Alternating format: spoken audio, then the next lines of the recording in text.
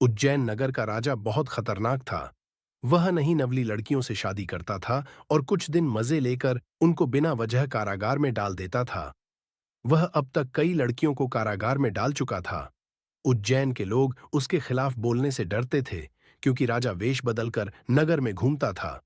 यदि वह किसी को अपने बारे में खाता सुन लेता, तो अपने सैनिकों को भेजकर उसको कारागार में बंद कर देता था। एक दिन नगर के पास एक गांव वहां पहुंचा। वह एक चबूतरे पर बैठकर चूड़ियां बेचनी शुरू कर दी।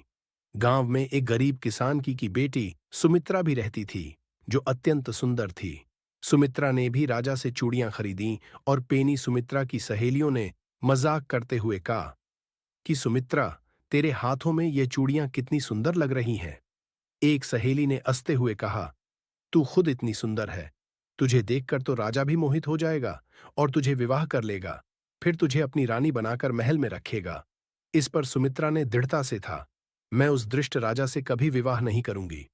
सहेली ने फिर मजाक में कहा, लेकिन राजा जबरदस्ती विवाह कर लेगा। तो सुमित्रा ने फिर आत्मविश्वास से जवाब दिया, अगर उसने ऐसा किया तो मैं उसे सबक सिखाकर इसकी अक्ल ठिकाने लगा दूंगी।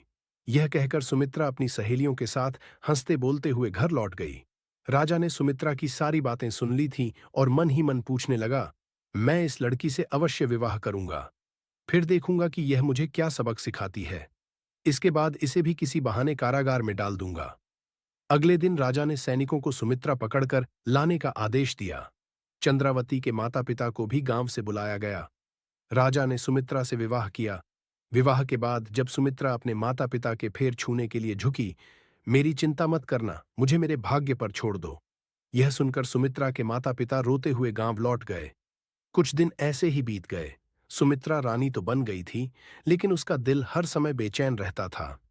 उधर राजा लगातार उसे कारागार में डालने का बहाना खोज रहा था, लेकिन उसे कोई उचित मौका नहीं मिल रहा था। एक शाम जब राजा दरबार से महल लौटा, तो सुमित्रा ने कहा, महाराज, मैं दासी को बुलवाकर जल मंगवा लेती हूं। राजा ने तुरंत कहा, नहीं, आज तुम खुद हमारे लिए। सुमित्रा विनम्रता से उत्तर दिया, ठीक है,